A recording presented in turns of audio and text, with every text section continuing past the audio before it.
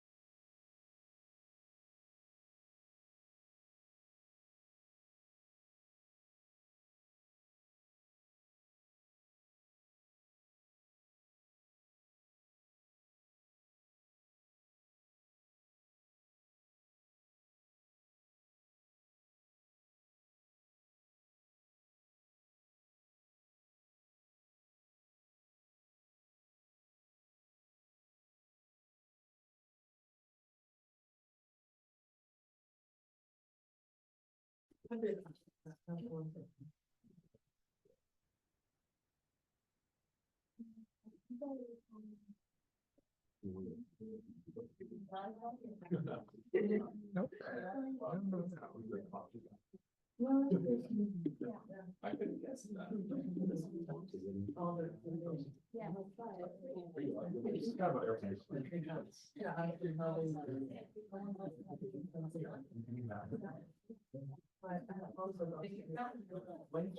If I was won't be the first time.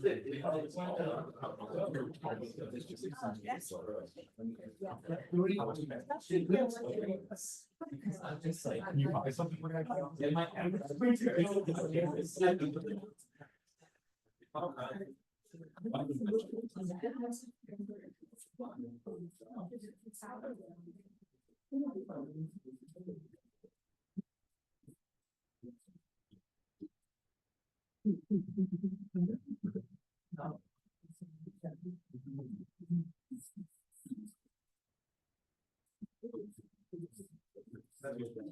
my. I sit down for like 15 minutes. I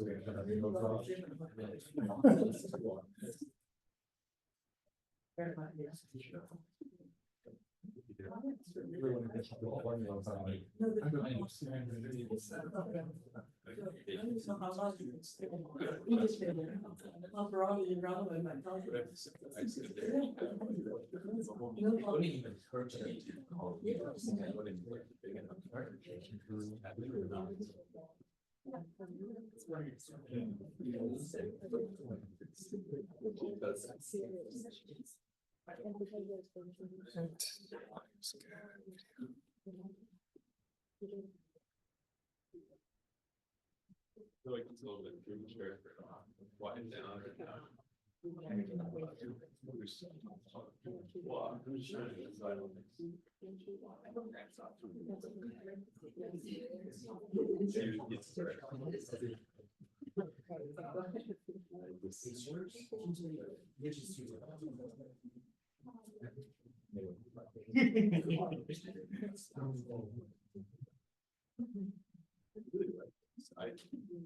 you're normal. But now you're like one of the. What's your oh, what is it?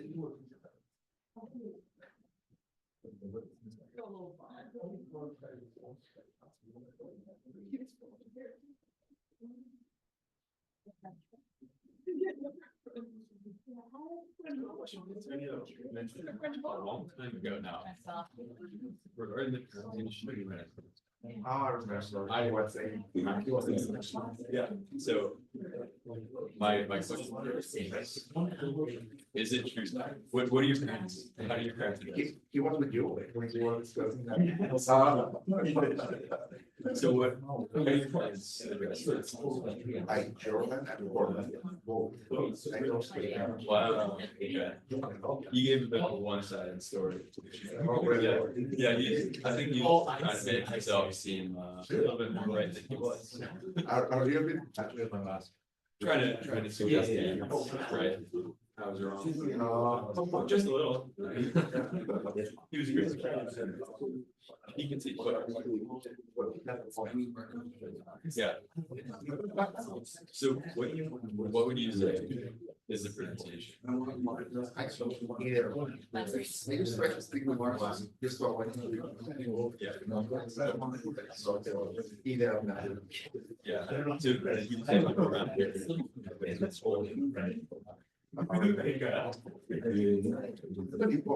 Wow.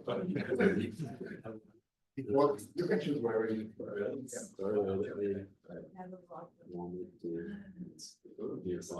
It's still a problem.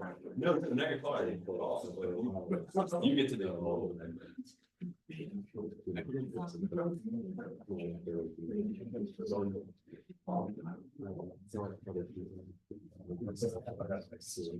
I did it.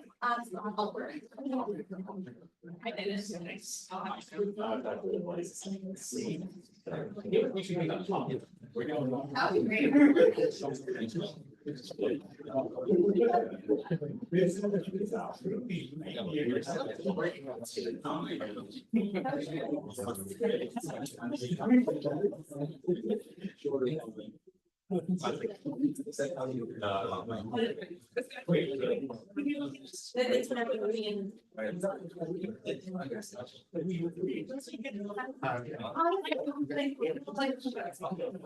Yeah.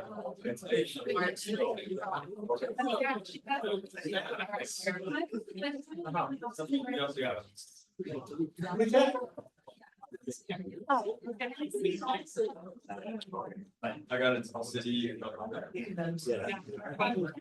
Yes.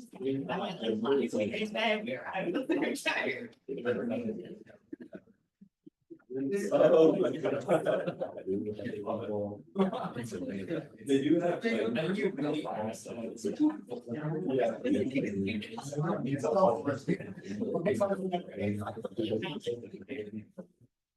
I'll start introducing. There's some. Hi, everyone. Welcome to the first seminar of the quarter. Today it's really a great honor to introduce Dr. Bing Yu. Dr. Bing is Chancellor's Distinguished Professor in class of 1936, second chair in the Department of Statistics, EECS, and the Center for Computational Biology, and also serves as a senior advisor at the Simons Institute for the Theory of Computing at UC Berkeley. She obtained her bachelor's degree in mathematics from Peking University and MS and PhD degrees in statistics from UC Berkeley. She was chair of Department of Statistics at UC Berkeley and was president of IMS, and she has many other leadership roles. She has so many awards and achievements that I cannot list them all. Just to select a few, she's a member of the US National Academy of Science and of American Academy of Arts and Science. And she delivered a COPS Distinguished Achievement Award, a lecture at JSM in 2023. And currently, she's again at the forefront of this transforming time, and she's championing collaborative research with experts in subject knowledge and leading research in statistical machine learning and causal inference. Bing, the floor is all yours. I look forward to your talk. Thank you.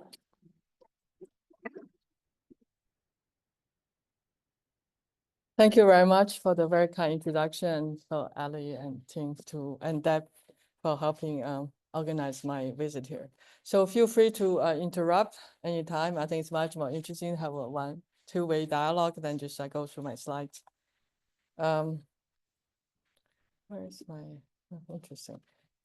So if you haven't heard about Yu-Veridical data science, Yu-Veridical is a legitimate English word, means truthful. Actually, the name was suggested by Tian Zheng, who's the current chair of statistics department at Columbia. When I used to give a talk for 3 principles of data science and very, very long, but it's a great name. I'd like to thank her for that.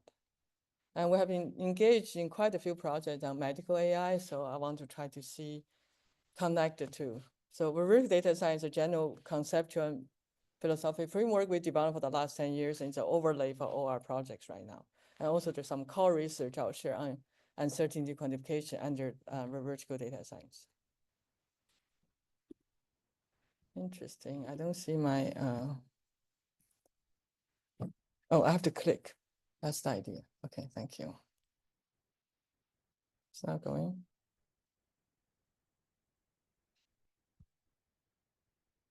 The clicking seems to be not, No, it works. okay, now it works. Thank you. So we live in the age of AI, as Ting alluded to, and I usually don't like the fact people don't define reasoning, but it's being used a lot in the AI world, and even advanced reasoning. So a couple months ago, California had a AI safety bill, actually passed the legislature, but our governor vetoed it a month later. And you can see that both the AI world and the political world were divided, that some people liked it and some people didn't. But it really brought to the forefront of the discussion of AI safety. So if you look at the definition of AI alignment, it aims to steer AI system toward the person's or group's intended goals or preferences and ethical principles. And AI system is considered aligned if it advances the intended objectives. So who are the people in the medical system? Many. Medical personnel, patients, admin, because they want to make money, and public officials and taxpayer become Medicare. Right? So just many, many diverse. It's not one person when we talk about human or alignment with human. And there are many algorithms already being used called AI or statistical machine learning. And the top 3 are the 3 projects I've been involved with. And we're also being tried to use large language model. Definitely, I have people in my family will type their symptoms and see what the ChatGPT says. And people probably deciding, I work with ER doctors a lot, whether they should go to ER. And the ER doctors want to see how they can use large language models to help them to do quick decisions in the ER room. So definitely, it's just being used. But the concept of alignment is not really new.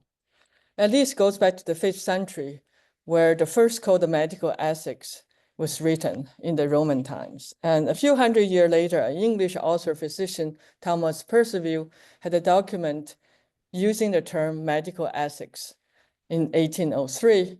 And that document is more about how the medical professionals should work with each other, not about the patients. Over the years, it has been developed into 4 principles that medical school students have to follow or have a course on.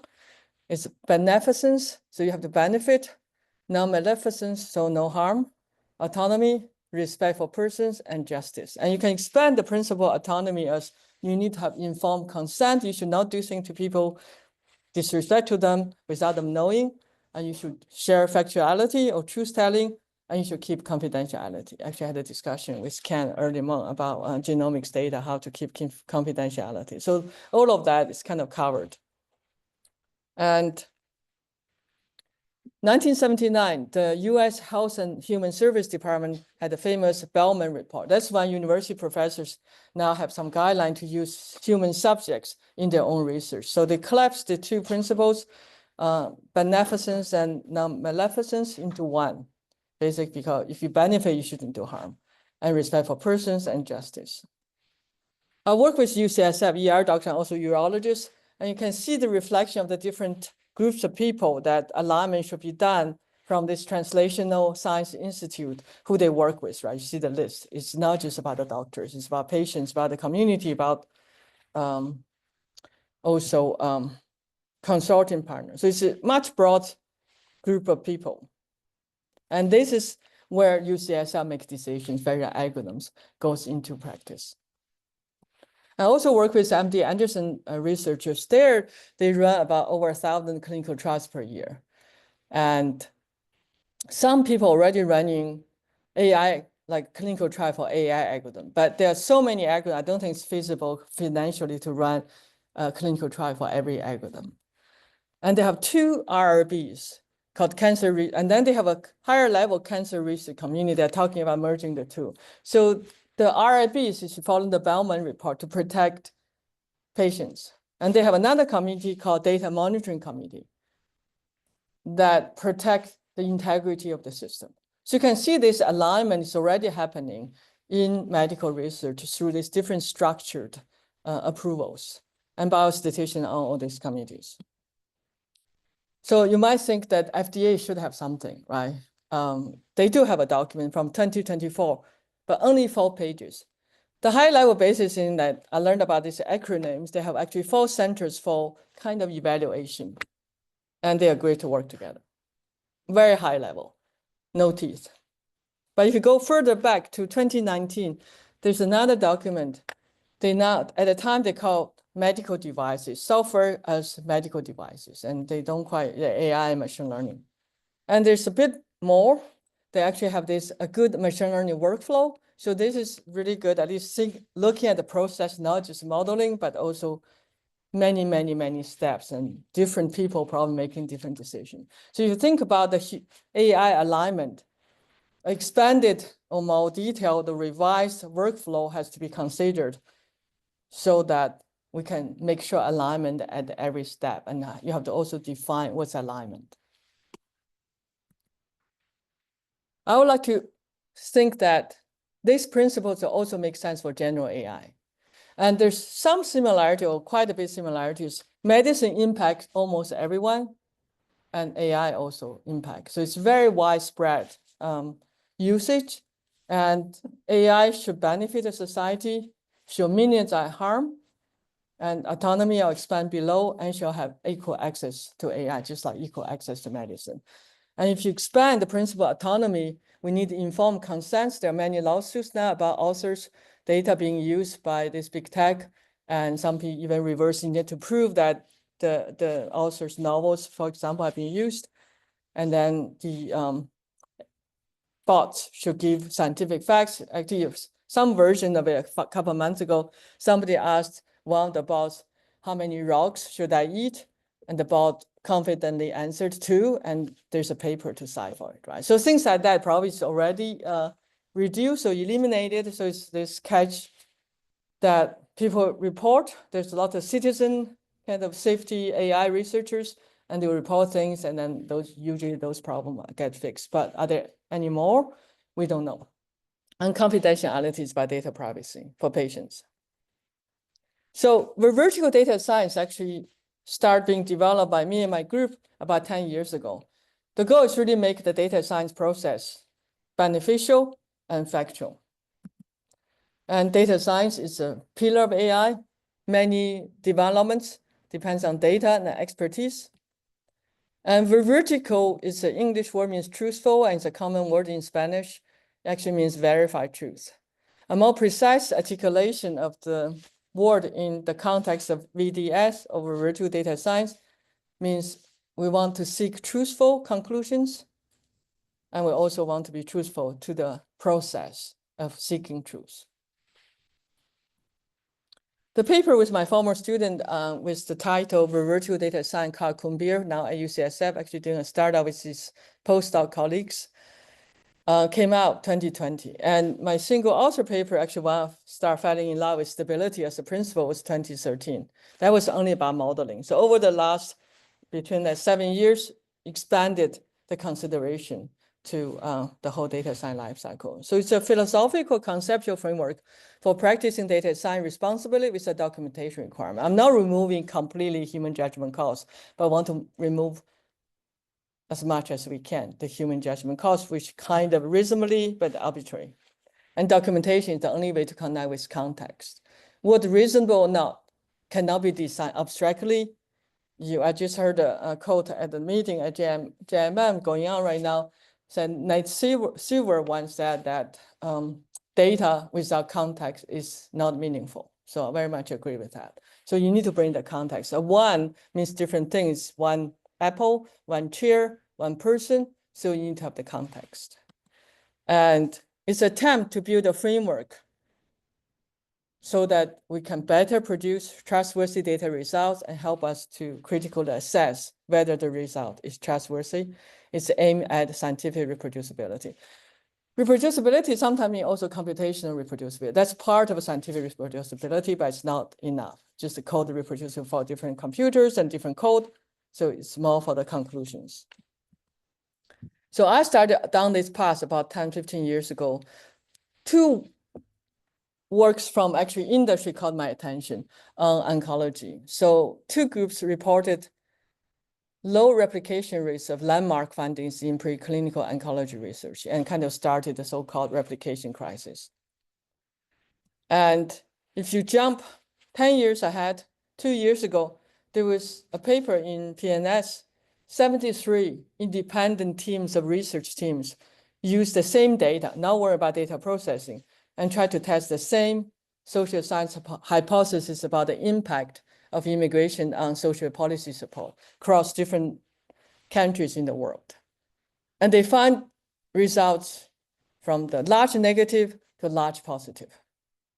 And they have hidden universe uncertainty in the title. So this is domain scientists really making this very visible for people like us to address that there's more uncertainty than sample-to-sample variability. This is called team effect, or model choice uncertainty, analytical choice uncertainty. They also recorded a lot of decision points and did ANOVA, try to find out whether there's extra uncertainty, what can we explain that, and didn't reach any conclusion. So just a lot of things we do, we don't quite explain.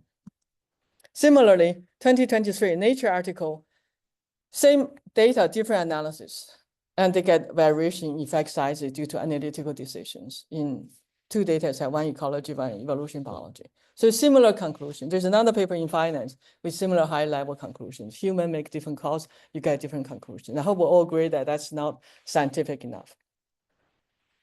To show you the importance, this is about team effect, what I showed you. And then there's also effect of human judgment calls in data cleaning. So a couple of years ago, here's the people who helped me, and Complet is the ER doctor. And Chandon with Microsoft now, and then Ronan is still with me. And we have 3 groups of people in my class try to clean the same data with the same instructions. And Aaron even got 3 doctors. So they have some expertise, like an hour or 2 to consult. And they got 3 different sets of clean data, and one group just happily cleaned away 23% of data and got the good result on the clean data. And Omar, the TA, replicated, just I could have made that decision, follow the guidelines, got more data sets, different versions, and the variability in the assessment of sensitivity can vary by 10%. And that's what happened too if you bootstrap each clean data set. It's ballpark, it's not exact. So the process is actually not just about modeling, right? We make many, many different steps. This process view is not new either. At least goes back to George Box, called the investigation process when I read his paper when I was a graduate student. And people at the center, we make judgment calls. And we really should embrace pluralism and try to harness the power in the good judgment calls. We make decisions about how to clean the data and which algorithm we use. And Gorman and Loken also in 2014 had recognized the fact that there are many, many decision points they call the garden forking path, but they didn't have a good principle to say how to address this. So this is recognize the same fact, but also have 3 principles try to address and sometimes cut off some of the paths. So the 2 big elephants in our room, in our house of uncertainty from data cleaning, there are many more, and team effect. And even for data visualization, if you choose a different color, we all know we can bring attention to different parts of the data, right? So the choice of plotting violin plot or box plot, I still like box plot, but maybe it's because of my age. And I just don't like violin plot, right? Just like, it don't look the same. But other people, but you definitely get different impressions. Visual impressions are different. Do you get the same conclusions? Maybe you should do both. So veridical data science is built on 3 principles.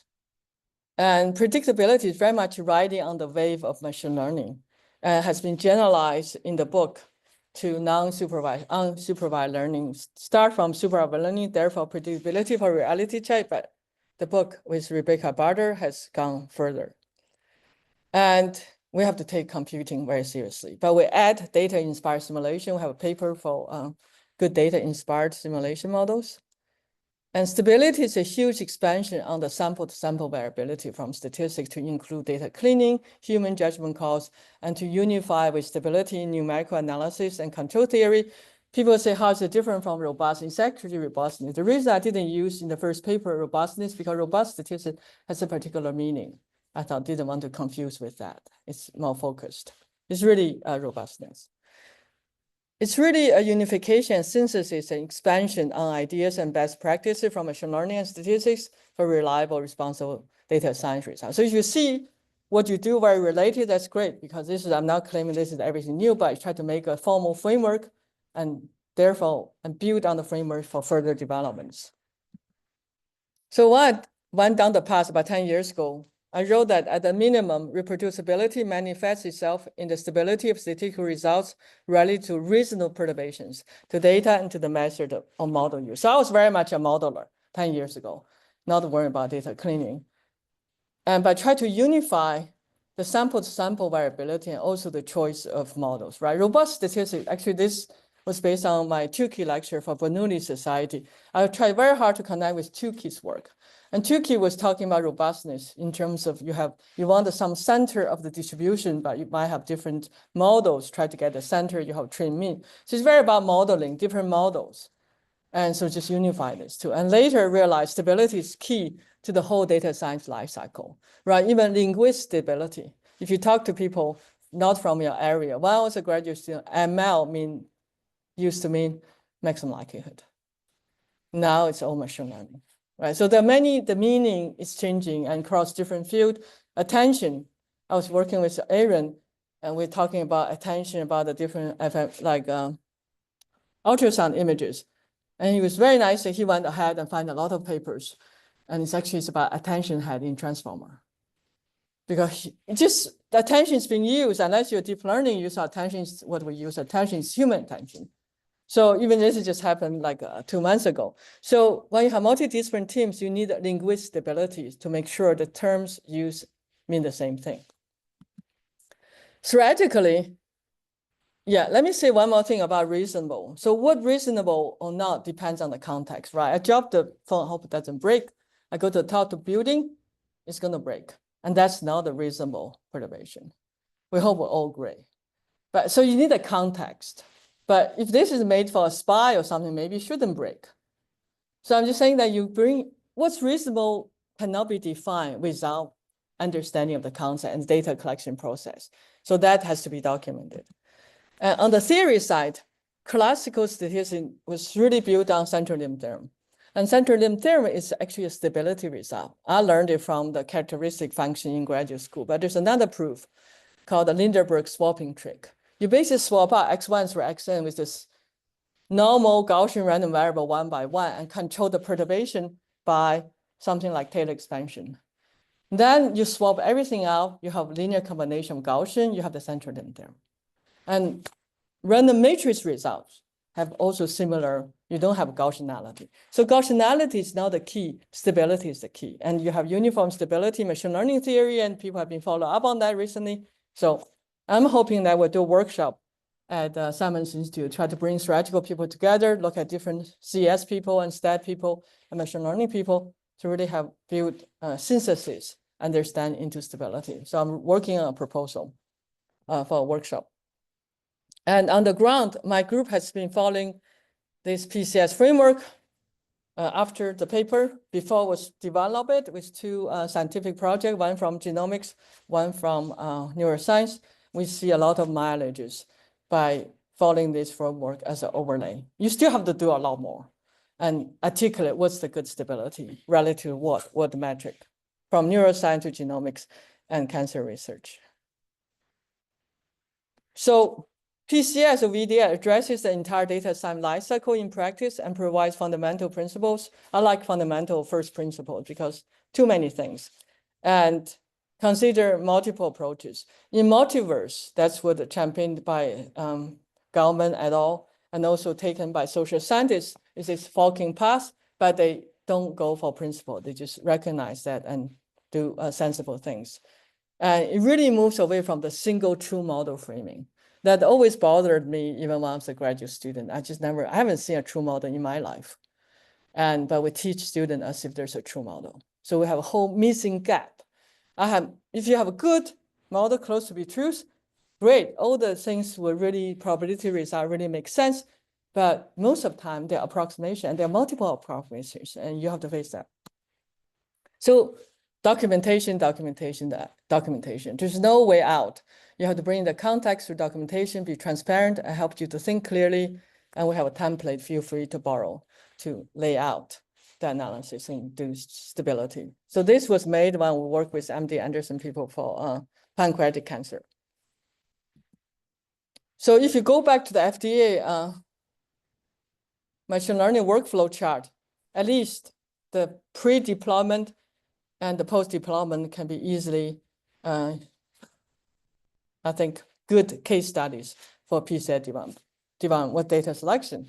Without the context, you cannot make a case. Is that good selection or bad selection? And the same for monitoring and model checking evaluation. So back to alignment. This is about the process. And when you look at the result, you have a model you want to interpret. Otherwise, human cannot engage. And for me, if I'm a domain expert, I do want to know how you develop the model. That's why PCS come in. So I've been working on this for quite a few years and giving related talks with different case studies. One of the best audiences actually was a National Academy workshop with the Air Force. And the people from Air Force, they were facing to persuade the pilots to use AI kind of type of fighter planes. And they really want to build trust in their pilots. And they already have an office, already looking at the pipeline. So very much aligned, and they ask really good questions with the best audiences for this work. And you need to be in context. So in medicine, you care about sensitivity and specificity, not just average accuracy. And you care about informed consent. And actually differential privacy is a form of stability. And fairness is also a form of stability, properly defined. So it's a very big tent, try to unify different concepts and just make my life a lot easier when I see connections. And the form of perturbation can be bootstrapped, but can also be used synthetic data to perturb your real data, like people do with this augmented data. And you can also simulate from PDEs. That's what I see my robotic colleagues in Berkeley do. They have, usually they're graduate students. The robot is still, at the time, fetching something, a bottle for a robotic arm is not easy, at least a couple of years ago. And you can have graduate student grab and get data. It's very, tedious. So they simulate, use PDEs and combine that. And that's a legitimate form of perturbation under this framework. So you really try to unify a different form of perturbation. And you write a document to say why that's relevant. To my surprise, actually AI, well, shouldn't be too surprised. It's already used in hospitals. One thing I learned this summer is that you can use algorithm under quality improvement in a hospital. You don't need FDA approval. But if you need software to be used by other hospitals, you need FDA approval. I thought you always need FDA approval, but actually you don't. So that the translational center at UCSF probably can approve quality improvement. And people already running clinical trials. And the MD Anderson people tell me that this has come from their own slides. The doctor says, I'm not sure about this case. What if it misses a node? I just don't trust like I trust my colleagues. And Google Health has existed for many, many years. I don't think it has made the inroad they wanted. I think one of the reasons that they don't have close collaborations with clinicians. It's more like, oh, give me data, and therefore you should use it, and people don't use it. And one success story from Israel is that for preventative kind of medicine, the lead was an MD and PhD in CS, and they got 100 clinicians to code. And the clinician base made a lot of algorithm into the workflow, and they actually use it in their clinics for preventative, so recommendations for this and that. So it's less risk. So that's a success story, kind of agree with my understanding that you need close collaboration to build trust between them and in the algorithms together. So for the rest of the talk, I will first talk about prostate cancer detection problem, how PCS helped to reduce the number of genes from 18 to 8. And we also stress tested the data cleaning step or processing step. Then we'll very briefly mention a project has been going on for 6 years to really use PCS framework for hypothesis generation, aim at high yield downstream experiments.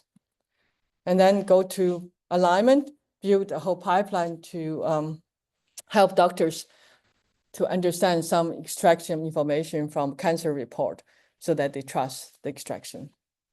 And I'll end with current going work on uncertainty quantification.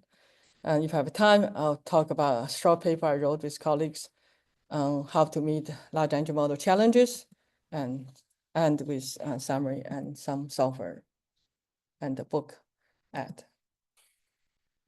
So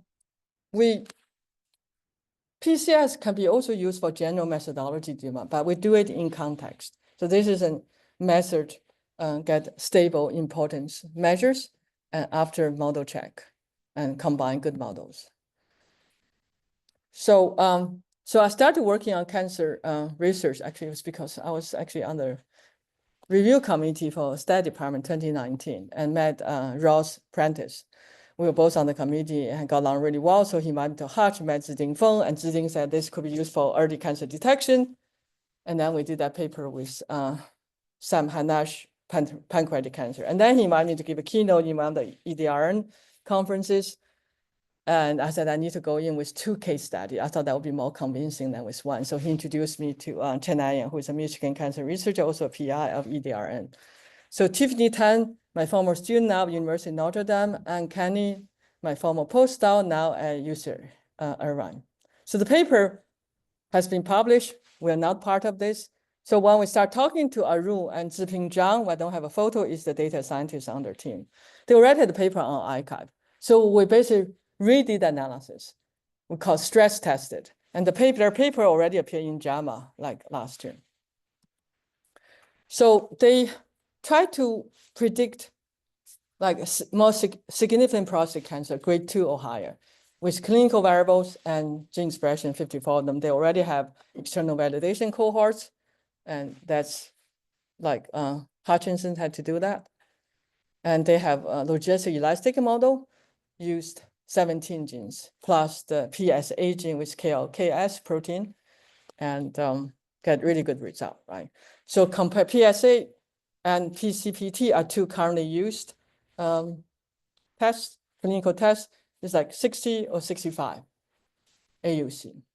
And their own version, my protein score is 74. So depends on how you compare the increase of AUCs from 7 to 21%. So it's pretty big improvement. So we talked to Yuping and said, could you have processed your data differently? This is about 700 or 800, so it's not big data, so it's tabular data. She said, yeah, I could have made other different calls. So we duplicated her analysis with 3 other ways to process the data.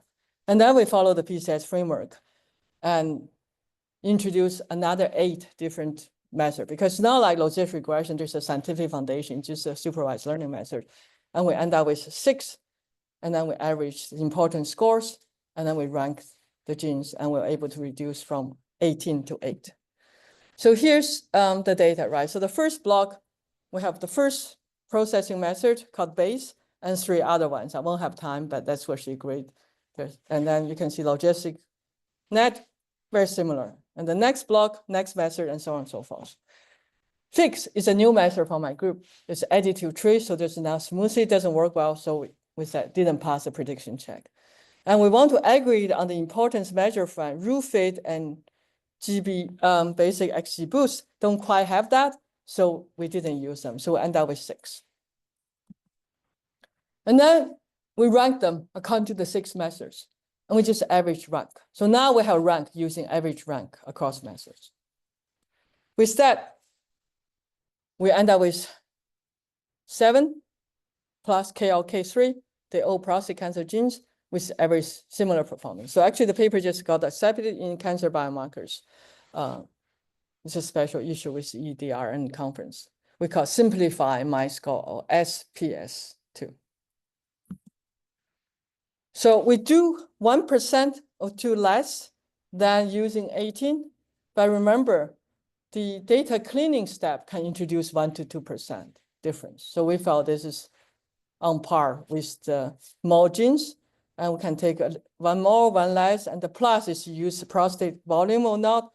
Basically, we believe this is a similar performance, and Arun has a startup on the side, so we end up, they file another patent. We are now co-inventors of this patent with only 8 genes, because the cancer research believe that actually FDA is more likely to approve something with 8 genes than 18 genes, and the cost is reduced by over 50%. So people ask, what are the values, right? Already mentioned, it reduces the cost and simplicity. I think the 8 genes, because multiple model point the right way, I'll show you evidence why I believe that way. It's more likely to be causal, but that's my conjecture. And we'll have some proof for the next project by doing multiple models. And this can be verified by high yield follow-up experiments. It's not like you can have 100% yield, but we want to be higher than very low yield. And that's what I'll say about, I think PCS is used for other cancer detection. We have a paper on pancreatic cancer. And actually the editorial wrote the editorial based on that. That was using metabolites on top of clinical and other protein variables. So now I'm moving towards really, I said, I think it's more likely to be causal. So here's my reasoning. I think causality is really not yes or no. It's really a matter of evidence. You have a whole spectrum of evidence about causality.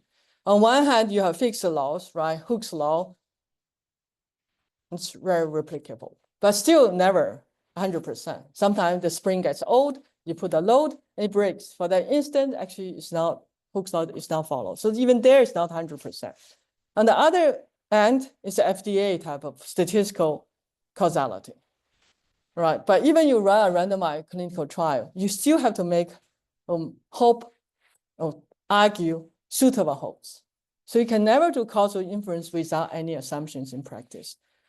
And predictability follows from causality and also stability.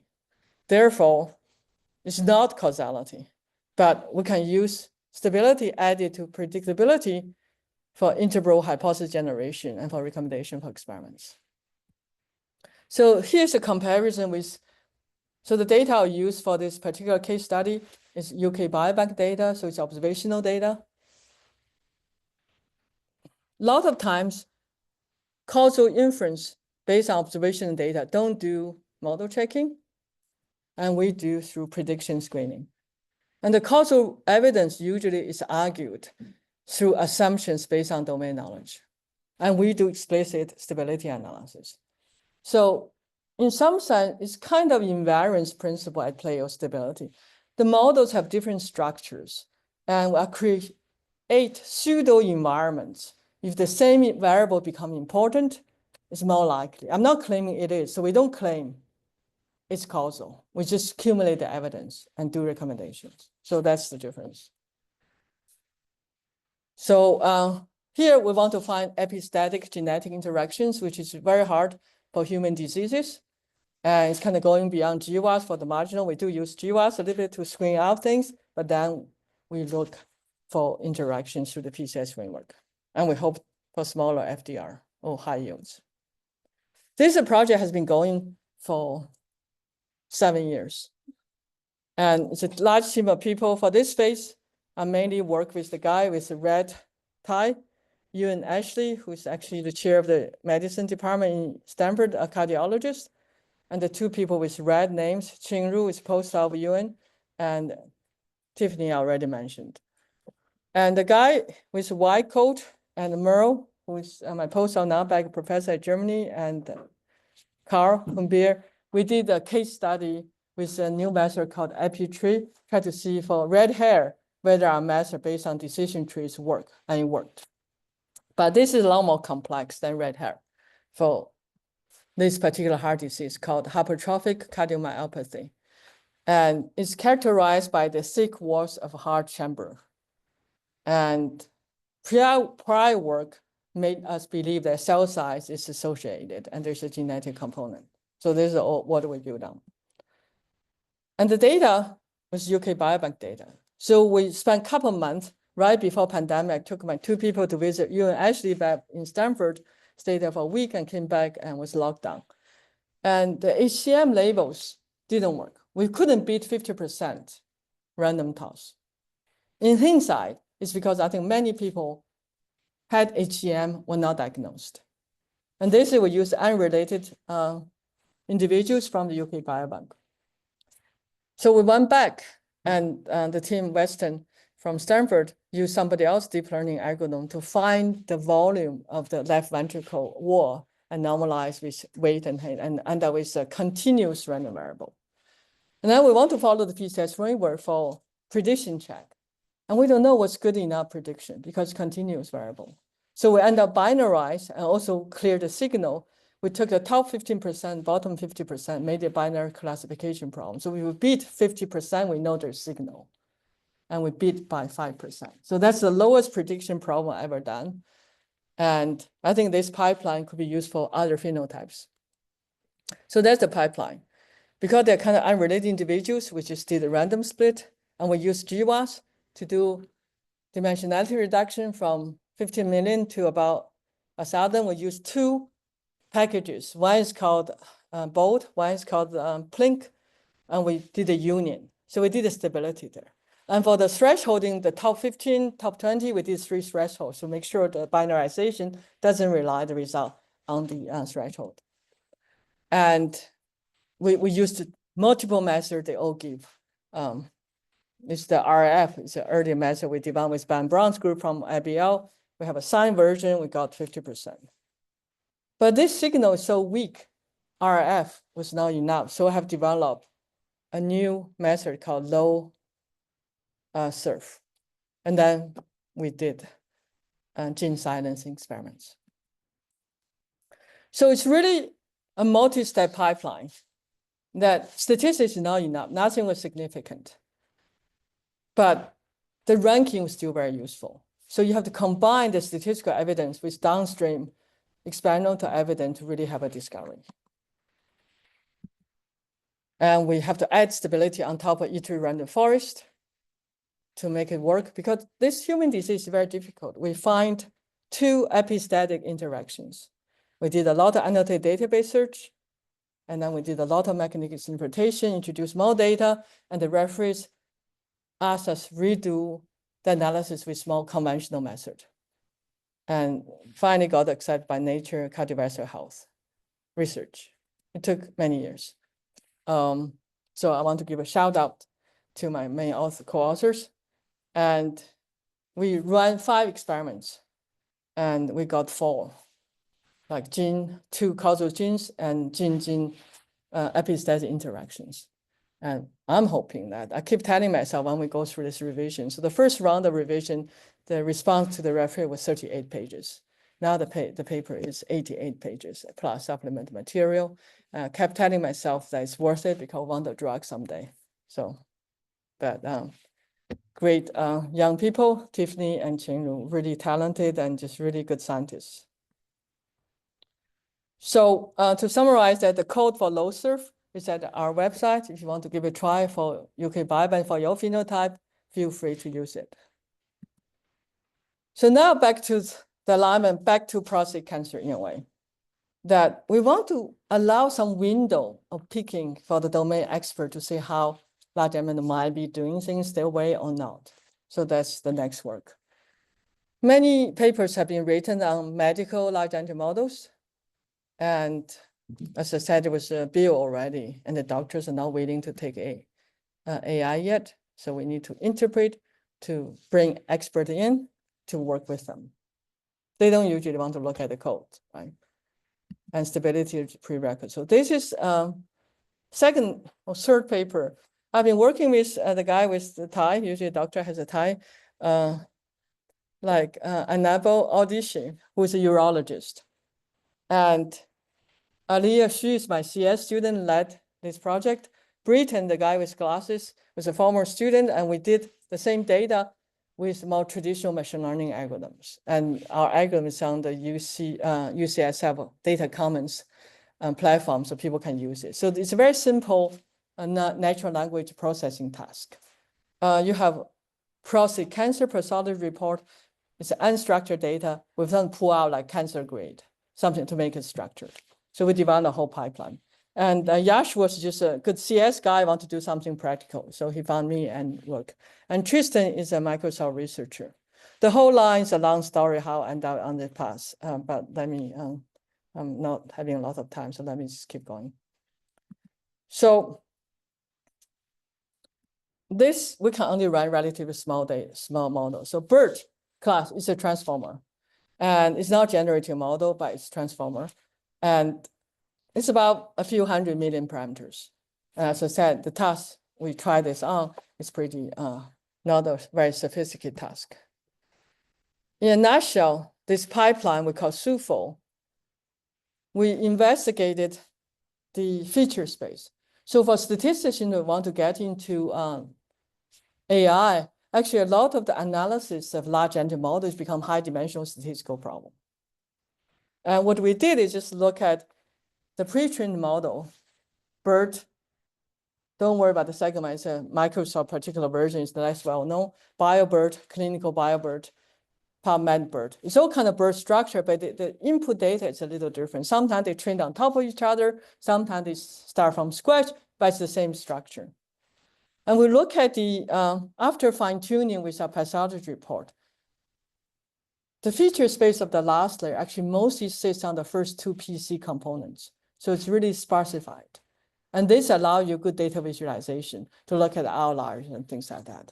And also look at during the process of fine-tuning, how the dependence between the different layers of embeddings of features evolve. And then we get the outliers and ask the doctors to look at them to see whether they really outlier medically. So here's the pipeline. We first studied these different versions of BERT, some more related to medical and some not, to see if you take the pre-trained features for the last layer before the fine tuning, how do they do for the task? So you get some understand how they are pre-trained for your task. And then we'll look at cross layers during the fine tuning, how much we see the specification. In the beginning, they will not specify. After fine tuning, it says kind of our problem is a simpler problem. And then you also look at the future dynamics, and we use the specification, the first two PCs, to look at outliers. And then we'll ask Annabelle to look at these outliers. And he actually identified that these outliers are indeed magical outliers. They're either wrongly labeled or inconsistent or multiple source information, so the algorithm confused or truncated or boundary reports. So this confirms that it doesn't mean that we find all outliers, but whatever we find seems to be sensible. And we did overlay with PCS analysis. I won't give the details. So everything is done through the perturbations under different starting points and also different data. So we do all of that just as a routine now. So the last part for the next 10 minutes is what we're working on. Uncertainty quantification is a central problem in statistics. And it's also for building human trust. It's not, we need trustworthy uncertainty quantification, which is calibrated, not just any uncertainty quantification. And when you have trust, you have alignment. So my book author, my former student, Rebecca Barger, now professor at University of Utah. And she was really brave, started working with me on the book when she was a first-year graduate student, and took us 9 years. She also stayed for a postdoc, but she's a wonderful communicator, so we're a good team.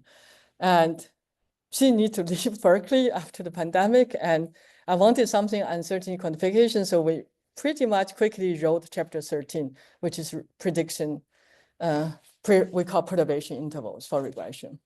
And then the 4 people down at the team working with me now to do more, get data, more experience, and expand to classification and solve the problem of you cannot do bootstrap for retraining deep learning models. It's too expensive. So Michael is a master's student, Abby is my PhD student, Boris is undergraduate, Omar, you already seen, is my PhD student. So the idea of perturbation interval as we laid out in the book is very much similar to bootstrap, right? But on top of the data collection process, which we try to mimic through bootstrap, we add 2 new sources of uncertainty. One is data cleaning choices, one is modeling choices. But for the data, I'll show you, we didn't deal with data cleaning choices because actually quite complex to interpret that. But the book, we did a little bit. So if you take the inference route through bootstrap, effectively, you're creating a collection of pseudo data set, which is the bootstrap data set. Everything's evaluated relative to that. So in the same spirit, we're doing that, except on top of bootstrap, we're also adding noise as legitimate way. So we have more ways of recreating the data collection process, and data cleaning choices.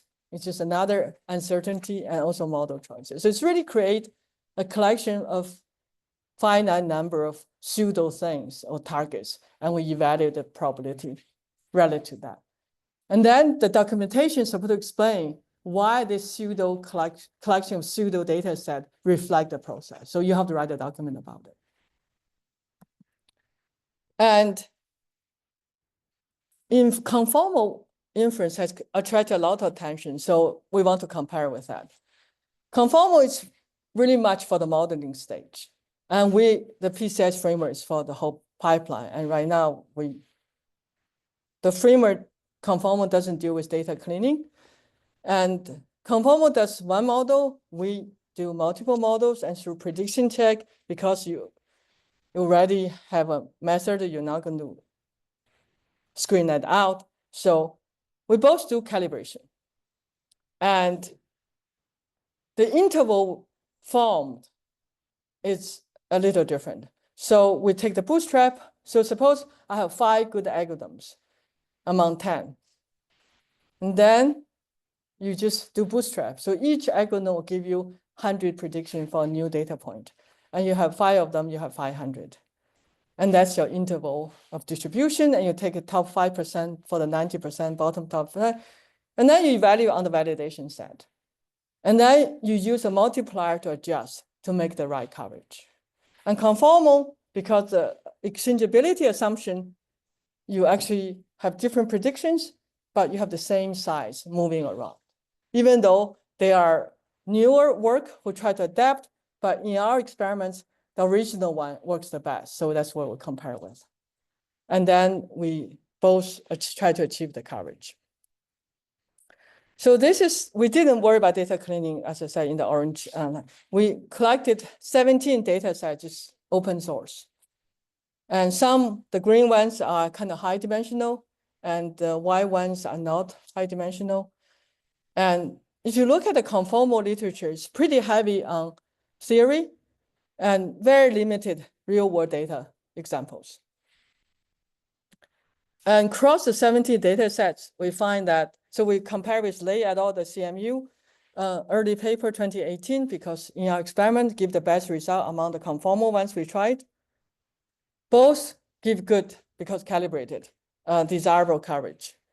And for low dimensional data sets, PCS actually give 30 to 50% reduction of length. And for high dimensional ones, we reach less, but 5 to 15% reduction. But the nice surprise about PCS is actually we have subgroup desirable coverage. And conformal cannot do that because it's the same size. So you cannot adapt to subgroups. And here's example low dimension, right? So we both do pretty well conformal. And this is also like a scaled average length.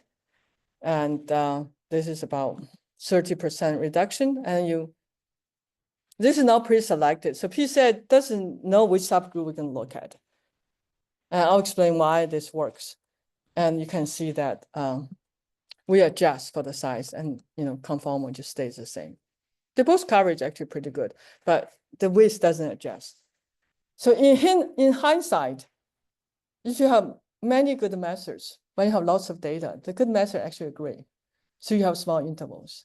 And for the places you extrapolate, the different methods will actually disagree. So you have longer intervals. And you do multiplier calibration, you keep that.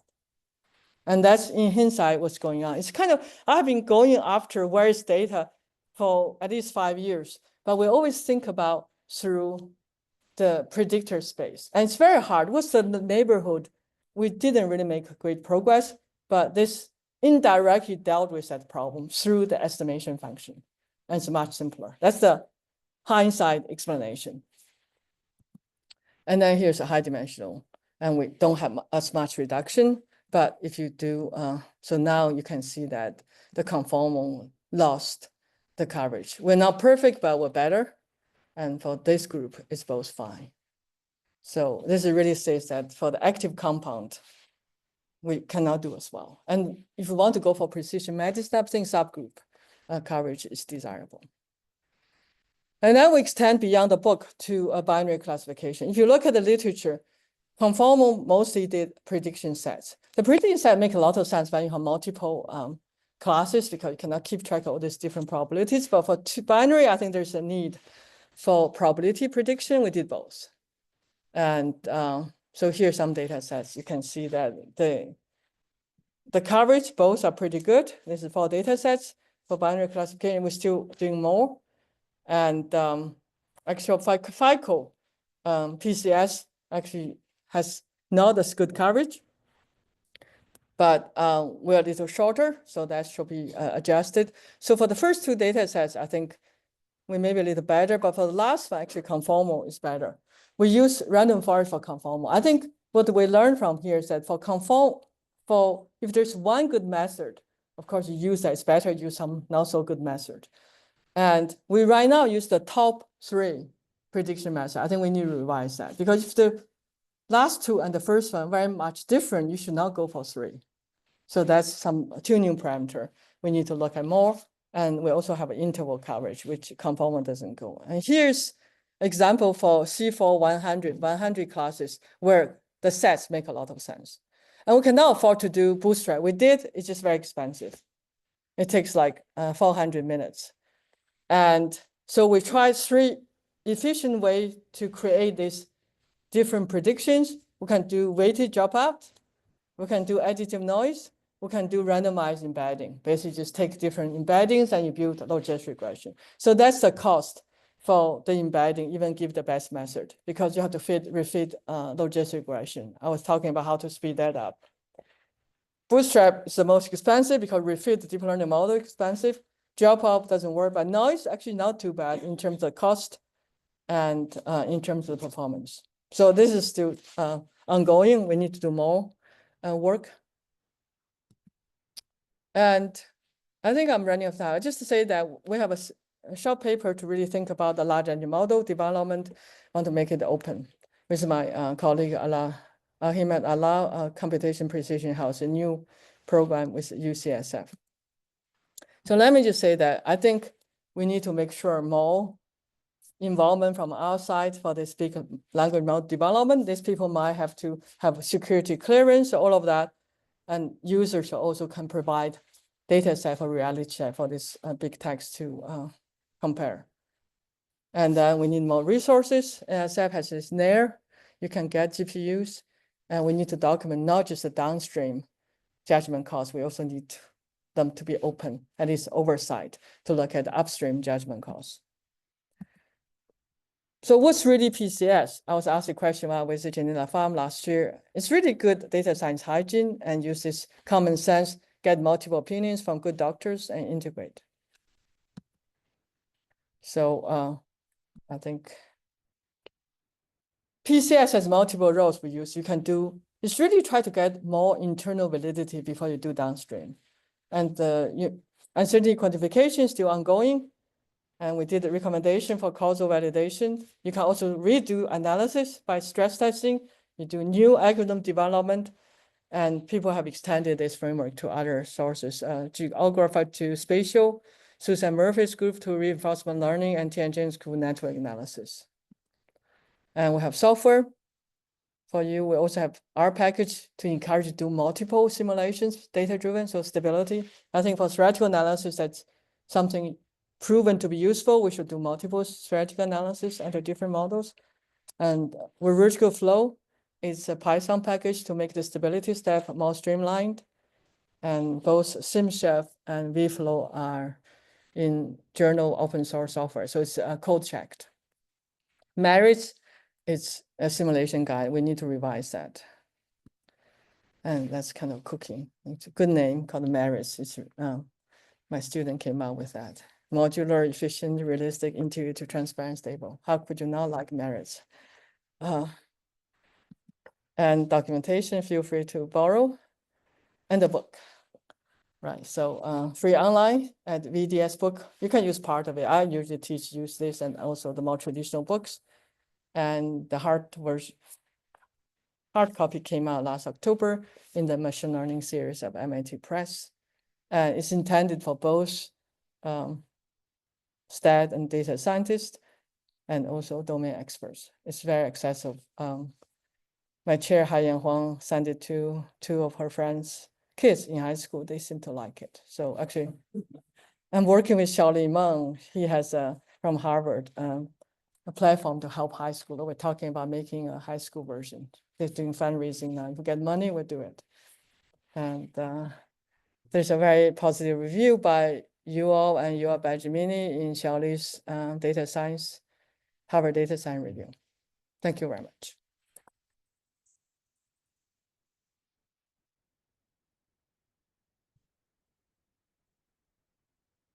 Questions? Ali? Yeah, thank you. Very interesting. So I wanted to ask you about design. Is that something that's sort of helping cover this much?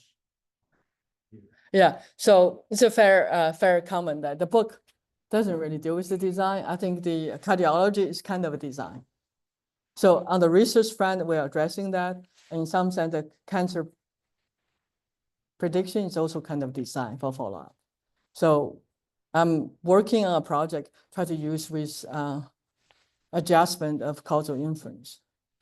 But the reason I didn't write about design is that I haven't worked on design aspect very much myself. I usually don't want to write things I don't have a lot of experience, but the cardiology is really a design question. I think there's quite a bit of room to think about through PCS or beyond. The whole community need to think about the modern experimental design, beyond you have a model, linear model, how you set. So we hired a colleague, Liberty Hamilton from UT Austin, neuroscientist, 25% to my group, to my department. And some of her work, I think, is really modern design. So she's working with kids for some neurodegenerative disease. And she decided what stimuli she need to show them.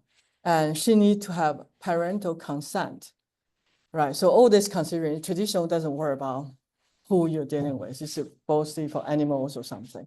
So for me, that's just basic data collection. I would think that should be included in the modern experimental design. And recommendation, I think, is a design issue. And interpretation, in some sense, is also kind of design because even we run a linear model with two predictors, who remembers the coefficients after it's what's important, right? So we are very much at the logical level when the human knowledge.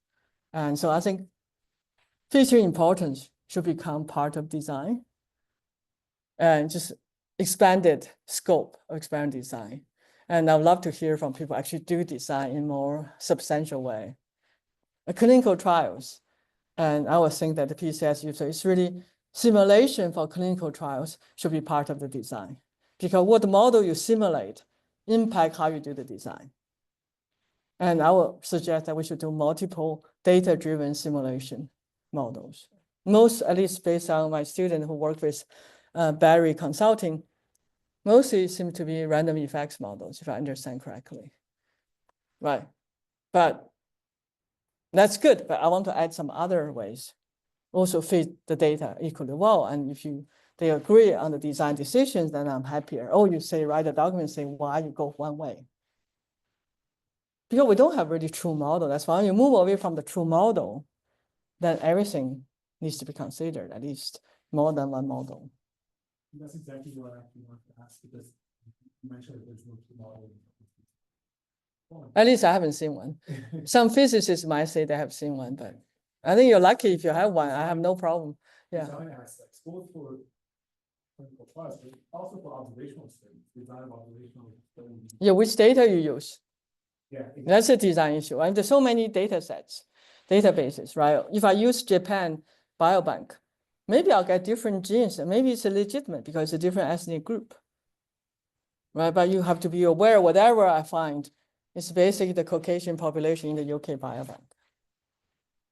And so I think with all the landscape is so different when people like Box and Fisher work on experimental design. And I think the field needs to adapt to embrace the broadest concept of definition of design, which is data collection before you enter the analysis phase. But you're right that I don't address a lot of the computability either in the book. Yeah, because I think a lot is CS stuff, but this merit paper is an attempt to bring the simulation. Even ask myself, what's a good simulation study, right? I shall do data inspire, but it has to be a little bit more than that. And have agreement from the community to referee and grant review, and that will form, I think, a more better process. I think process is not emphasized enough in our training and in our own research environment. Hi, Gary. What about this one? So Thank you. Well, this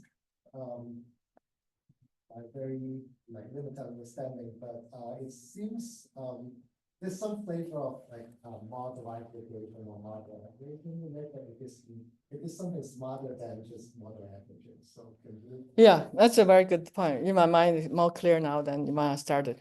So for the cardiology projects, right? So we use GWAS, two random effect-based software packages. So there we didn't do intersection. We took a union because that's the beginning. We don't want to eliminate. So that's one form of aggregate. Before I thought you always do intersection. And then in the uncertainty quantification, we kept all the say 5 good models and the predictions to form the interval. But for importance ranking, we took average. So you need to tailor for your exactly. So I've been trying to make popular this word in context research. Right, it's really the context. But these are all possible. You might come up with other reasonable aggregation that I haven't thought of because your context demands that. And that's why documentation is the saving grace. There's no panacea. You make a case in your documentation. And I think writing it make your thinking more clear too. And also for the next person to read, and even for yourself 10 days later. All right, things move so fast. Sometimes you make a decision, you don't even remember why you did that. So documentation is a big part of this framework. And you still make human judgment calls, but you try to remove some. And there's also limitation, right? If you have many studies, Falcon Garden paths. If you do all possible probes, you end up with combinatorial expansion. So we usually just do fix others and do marginal perturbation. And I'm writing my student, Zach, working with a social science from Munich, because they follow the multiverse. And we try to bring the two together, and we decide that the contribution, they're already into this Falcon thing thinking, is to use the PCS framework, maybe cut some of the paths. So you don't have to have the human and computing resources follow every path. You have evidence that it's not fruitful, you write a document, you cut it off. So that's where we're going with that paper. It's more high level. Thank you for the great questions. Anything from the student? I worked pretty well last time. I said unless student ask question, I wouldn't go. It worked very well. I was in Australia, actually, in Sydney. And then, yes, so you can all go home now. Because this framework is so interesting. So I'm thinking Thank you. we can apply this framework to answer there's a paradox in cosmology. So basically people use because they use like a CMB, like cosmic microwave background, to infer there's a cosmological constant inside there. Is that omega? Like H0, like the Hubble constant. Okay. And then they use another way, like I think in Berkeley, like 2021, they got Nobel Prizes because they use a supernova, and then they get a different value. And then these two values, even the confidence interval, the confidence interval is overlap, but these two values, one of them is 65, the other one is 70, and this they are not the same. So is there any way that you can utilize, like, to analyze? I would say I'll report both. Because you actually, in 1990, there was an IPCC report. They tried to project the global temperature rise in 100 years.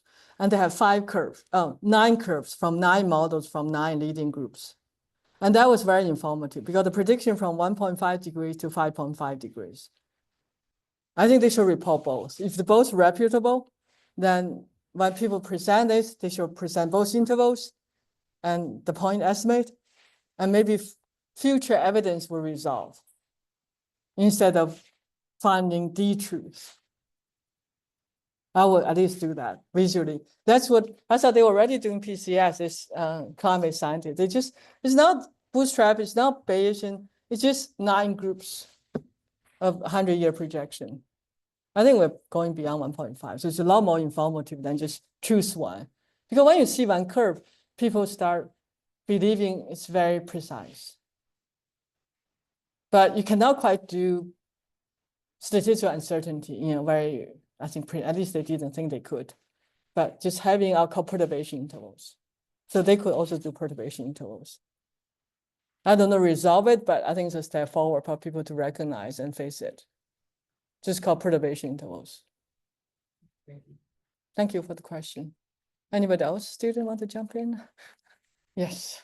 Yeah, super informative talk, really cool. I feel like it addresses lots of questions I have in my Thank own you. research, my pre-processing data, my. This is a free copy of the book. You can Yeah. get more. Thank you. Yeah. I guess from a practical standpoint, if you're working in a collaborative group Yeah. or across institutional groups. Yeah. Well, do you have any advice or recommendations for how to have multiple attempts at pre-processing data in order to get the different results? So at least do 2. And then get somebody else just agree to do it and do a small project so that it's not so intensive. And if you show a big difference, then you're going to have buy-in. You can also use a domain. I don't know which one might make a big difference and do that if you want to bring attention to it.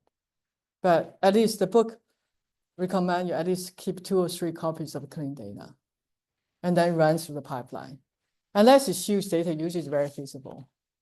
And so when we try to do with the prostate cancer, actually, they pass with flying colors. Actually, they're a good lab, right? But it's also small data.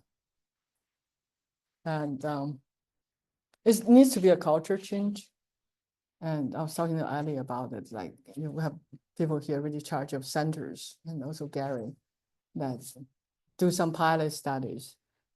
If it doesn't seem to make difference, at least you have a little more evidence, probably okay. But if it shows a big difference, then you have to do something because the uncertainty is much bigger than we traditionally report. But go for the low-hanging fruits and easier to make an impression. And use subject now to know where actually you worry about. It could lead a different result. When people work on data, always like, at least in terms of time, 80, 60, you have different percent of the time is on data processing. Ideally, I like to see that you have a data processing pipeline, making different choices will be much easier for people. At least in some specialized field, I think it's possible. Like most e-pings decisions about thresholding. So that can be automated pretty easily. Just press, right? Choose this, choose that, and then run everything through the pipeline. So we need good software to facilitate data cleaning, but you have to have buy-ins from the PI. There's also sociology side of it. Then it's human trust. There were quite a few students asking questions about how to start collaboration. I think other faculty should feel free to chime in. My experience said you just have to be pretty humble and patient and work with people who have time, usually graduate students and postdocs. Even you can be a full professor. It doesn't mean that the scientists will pay attention to you until you prove yourself. And be patient and don't. So I work with Jack at Landslide for the last 15 years. And we only have 2 papers or something, but that is complete failure. But we learned so much about scientific. We have 2 papers, great papers. He just said, he doesn't have time to write it. He doesn't want us to publish because it's not good enough. But we learned so much. He went through 1 paper line by line with 2 of my former students. That's a lot of learning. So I think, and we did a really cool project together about mind reading. So I said, well, fair game. And the collaboration really led us. We hired a joint faculty, neuroscience and stat this year. So there are many other, I would say, awards than just papers. But I don't want to write another paper with him again. We can work on other hiring stuff now, but it's been 2 painful experiences. And luckily, my junior co-authors all did pretty well after they left. But it was a major effort on our side.